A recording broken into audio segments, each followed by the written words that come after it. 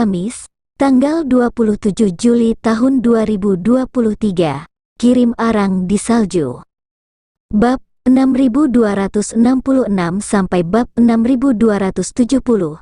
Ketika Lin Waner tergerak dengan tindakan Ye Chen mengatakan kepada ketiga orang tua dengan sangat serius, tiga pria tua, jika mereka mengambil pil peremajaan kali ini, mereka bertiga akan hidup lebih dari 100 tahun.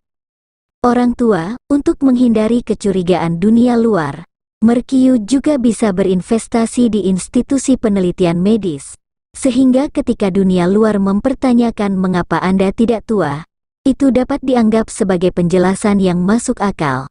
Qiu Yingsan pasti berkata tanpa ragu, Master Ye, jangan khawatir, saya akan berinvestasi di beberapa perusahaan dan lembaga serupa lagi. Ye Chen mengangguk dan berkata kepada Sun Zidong, Mersun berada dalam posisi tinggi, dan tiba-tiba ada perubahan seperti itu, dia juga harus memperhatikan, jangan menimbulkan kecurigaan terlalu banyak orang. Sun Zidong tanpa ragu berkata, Guru Ye, saya telah memutuskan untuk tidak kembali ke Yanjing lagi, dan saya akan tinggal dengan Lao Zhang dan tinggal dengan Nona mulai sekarang. Lao Zhang juga berkata dengan senyum, saya telah bersama wanita itu sepanjang waktu dan hampir tidak memiliki kontak dengan dunia luar. Dalam hal relatif, akan lebih aman. Ye Chen mengangguk dan berkata dengan senyum, kalian bertiga sudah siap sebelumnya. Ketika mereka makan huicun dan lain kali, mereka mungkin harus menyembunyikan nama mereka. Mereka bertiga sekarang berumur 90 tahun. Jika mereka meminum pil peremajaan lagi, harapan hidup mereka mungkin 150 tahun pada saat itu, mereka pasti akan menarik perhatian dunia. Dan apa yang dikatakan Ye Chen membuat mereka bertiga sangat bersemangat. Mereka pikir jika Ye Chen bisa memberikan mereka pil peremajaan, mereka akan menjadi berkat dan berkat mereka selama beberapa kehidupan. Tetapi mereka tidak menyangka Ye Chen merencanakan pil peremajaan kedua untuk mereka. Lin Waner juga dipenuhi dengan sukacita saat ini dan dengan cepat berkata kepada mereka bertiga, cepatlah terima kasih Mer Ye untuk berkat kalian. Ye Chen melambaikan tangannya dan terburu-buru berkata, lupakan saja, terima kasih sekali saja sudah cukup, aku tidak tahan berterima kasih banyak. Begitu kata-kata jatuh, ketiga orang tua dengan antusias mengucapkan serempak lagi, terima kasih, Mer Ye, atas berkatmu. Ye Chen tidak berdaya, dan tepat ketika dia tidak tahu harus berkata apa, tiba-tiba dia mendapat telepon dari Chen Zekai. Ye Chen memberikan sinyal kepada beberapa orang sebelum menjawab telepon. Chen Zekai berkata di sisi lain telepon, Master, Boeing 777 yang dia monitor telah lepas landas dari Buenos Aires lagi. Ye Chen langsung mengerut dan bertanya, di mana rute yang diminta oleh pihak lain? Chen Zekai berkata, rute penerbangan sama seperti sebelumnya, pertama-tama kami terbang ke Australia. Jantung Ye Chen tiba-tiba terasa sesak. Saya tidak tahu saat ini, Buenos Aires, Argentina ada di pagi hari. Wu Feiyan, yang tidak meninggalkan stasiun selama bertahun-tahun, naik jet pribadi Boeing 777 jarak jauh sendirian, berencana untuk pergi ke Burma. Mendengar rute saat ini dari sisi lain adalah Australia, pikiran pertama di benak Ye Chen adalah, mungkinkah Wu Feiyan melihat rencana kota saya kosong begitu cepat? Lin Waner, yang berada di sisi yang berlawanan, mendengar pertanyaan Ye Chen tentang isi Chen Zekai dan langsung berkata kepada Qiu Yingsan dan yang lainnya, kalian bertiga turun duluan, masih ada yang perlu dibahas dengan Ye Gongxi. Ketiganya berdiri dengan cepat, mengucapkan selamat tinggal kepada keduanya dengan hormat, kemudian keluar dari halaman lantai atas bersama-sama. Setelah mereka bertiga pergi, Lin Waner bertanya dengan cepat kepada Ye Chen, tuanku, aku mendengar apa yang kau katakan di telepon tadi. Mungkinkah pesawat dinasti Qing telah lepas landas lagi?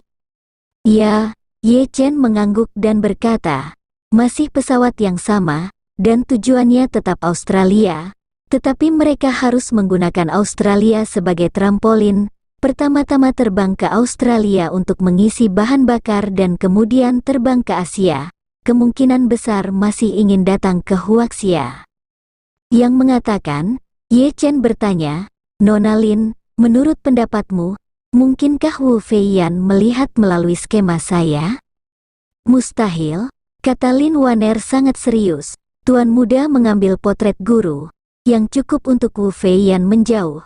Dia tidak memiliki cara untuk mengkonfirmasi keaslian di belakangnya, dan bahkan tidak berani mengkonfirmasi sama sekali. Jadi saya pikir dia tidak akan pernah mengirimkannya lagi. Orang-orang datang ke Jinling. Ye Chen mengerut dan berkata, jadi menurutmu siapa yang membawa pesawat ini dan kemana tujuannya? Lin Waner berkata, ini, saya tidak berani berspekulasi. Lagi pula, dia berkata, tidak peduli siapa yang ada di pesawat ini, selama tujuan akhir mereka bukan Australia, mereka pasti akan meminta rute penerbangan berikutnya lebih awal sebelum mencapai Australia. Mulai dari Buenos Aires, butuh waktu sekitar 12 jam paling lama untuk terbang dari Leyte ke Australia, jadi tujuan terpenting pesawat ini akan diketahui sekitar 8 jam lagi.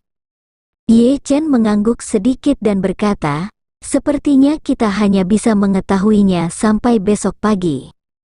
Lin Waner tersenyum sedikit dan berkata lega, Tuanku, jangan khawatir terlalu banyak. Berdasarkan apa yang saya tahu tentang Wu Feiyan, dia pasti tidak akan kembali ke Jinling. Pesawat ini dapat membawa orang lain ke tempat lain, tempat untuk melakukan tugas-tugas lain. Ye Chen bersenandung dan berkata, tidak ada gunanya berpikir terlalu banyak sekarang, aku akan tahu kemana dia pergi.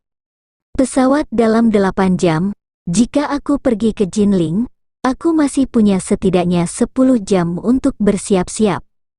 Lin Waner mengangguk dan berkata, ketika pihak lain melakukan langkah lain, laporkan keluarga budak sesegera mungkin.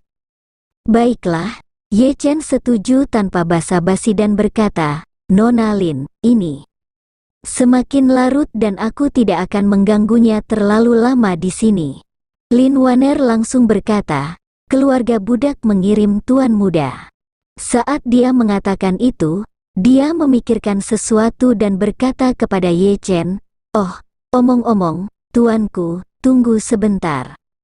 Segera setelah Lin Waner selesai berbicara, ia berdiri dan naik tangga dengan cepat. Segera, ia turun dengan sesuatu yang dibungkus kain merah, menyerahkannya kepada Ye Chen dan berkata, dengan serius, Tuanku, inilah potongan kayu petir dari Ibu Puca yang telah dibawa budakku begitu lama, bertahun-tahun aku ada di sampingku, tapi hanya bisa kugunakan sebagai kenang-kenangan. Tuan muda mengatakan sebelumnya ada senjata ajaib yang dapat mengarah ke guntur langit diduga hancur ketika Chang Sengbo terbakar. Potongan kayu petir ini diberikan kepada tuan muda. Gunakan untuk menyempurnakan alat ajaib. Ye Chen melihat sesuatu di tangan Lin Waner dan sangat terkejut.